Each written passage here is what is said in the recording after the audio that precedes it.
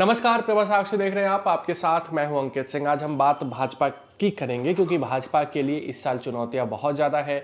पश्चिम बंगाल में भाजपा चुनावी मोड में आ चुकी है। वहां मुख्य मुकाबला ममता बनर्जी से है और पश्चिम बंगाल में जिस तरीके की सरगर्मियां हैं वो साफ तौर पर देखने को मिल रही है। ईडी वर्सेस ममता बनर्जी हो चुका है पूरी की पूरी लड़ाई, और निशाने पर ममता बनर्जी के गृह मंत्री अमित शाह है और साथ ही साथ अगर देखा जाए तो केंद्र की मोदी सरकार है।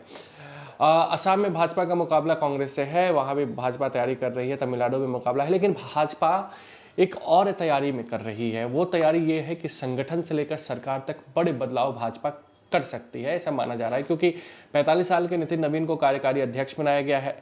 खरमास बाद यानी 14 तारीख के बाद जब मकर संक्रांति बीत जाएगी उसके बाद माना जा रहा है कि राष्ट्रीय कार्यकारी जो परिषद है उसकी बैठक बीजेपी की ओर से बुलाई जाएगी। उसमें नितिन नवीन के नाम का अनुमोदन होगा। उसके बाद उन्हें परमानेंट राष्ट्रीय अध्यक्ष बना दिया जाएगा। यानी अभी कार्यकारी अध्यक्ष है, लेकिन नितिन नवीन को राष्ट्रीय अध्यक्ष इसी महीने 20 तारीख के आसपास बनाया जाएगा और उसके बाद बीजेपी में कई बड़े बदलाव देखने को मिलेंगे। कहा जा रहा है कि संगठन में भाजपा के बड़े बदलाव होंगे, युवा चेहरों को मौका मिलेगा।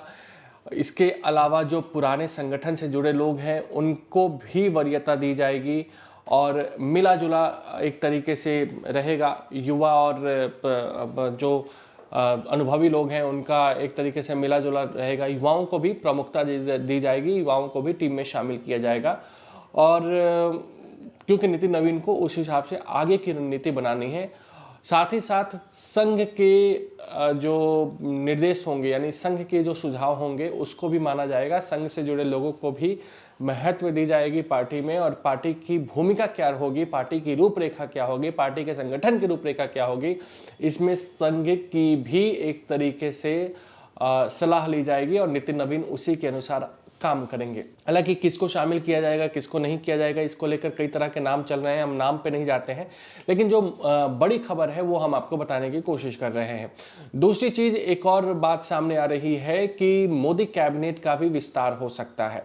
2024 में जब प्रधानमंत्री नरेंद्र मोदी तीसरी बार सरकार बनाने में कामयाब हुए थे एनडीए के सहयोगी दलों के साथ, उसके बाद जब शपथ ग्रहण हुआ था तब से लेकर आज तक कोई कैबिनेट में बदलाव नहीं हुआ है, ना ही कोई मंत्रिमंडल का विस्तार हुआ है।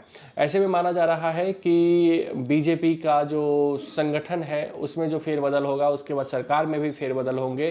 कुछ सरकार में जो लोग हैं उन्हें संगठन में भेजा जाएगा, संगठन के लोगों को कुछ को सरकार में लाया जाएगा, क्योंकि राज्यसभा के चुनाव भी होने हैं। और ऐसे में कई चीज़ें बीजेपी में घटित होते हुए दिखाई देंगी।